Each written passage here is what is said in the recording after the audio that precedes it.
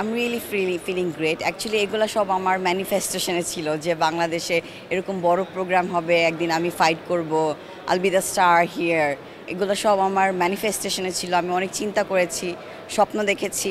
আমার স্বপ্নের কারণে আজকে আমি এখানে আছি। তো লাইফে রিস্ক নেওয়া খুবই ইম্পর্ট্যান্ট।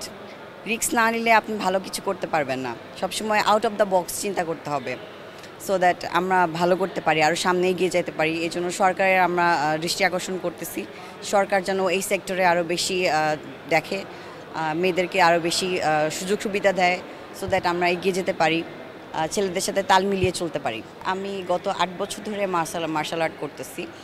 তো এই সেক্টরে মেয়েরা খুবই কম, বিকজ এই সেক্টরে মেয়েরা কম দেখিয়ে আমরা আসছি আগে, এই জন্য আমরা এখন চান্স পাচ্ছি যে আগে আগে খেলার। তো আমি শুরু করেছি 8 বছর আগে। 8 বছর আগে কোনো মেয়ে ফাইটারই ছিল না যাকে দেখে আমি আসবো, মানে এই জগতে আসবো বা পা রাখবো।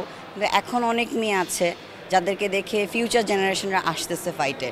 যে যেমন আমরা কোনো প্রফেশন চুজ করতে গেলে আমরা চিন্তা করি যে এখান থেকে ইনকাম কেমন হবে, এখান থেকে আমি বেনিফিটটা কী পাবো, সেটা অনুযায়ী আমাদের ফ্যামিলি ডিসাইড করে যে আমাদের কোন প্রফেশনে যাওয়া উচিত। তো ফাইট প্রফেশন বাংলাদেশে তেমন একটা পপুলার না, কিন্তু ইন্টারন্যাশনালি অনেক পপুলার। সো আমি যেরকম ইন্টারন্যাশনাল মেয়েদেরকে দেখে ইন্সপায়ার হয়ে এখানে এসেছি, অ্যান্ড ছোটোবেলা থেকে আমার একটু স্ট্রং হওয়ার খুব ইচ্ছা ছিল।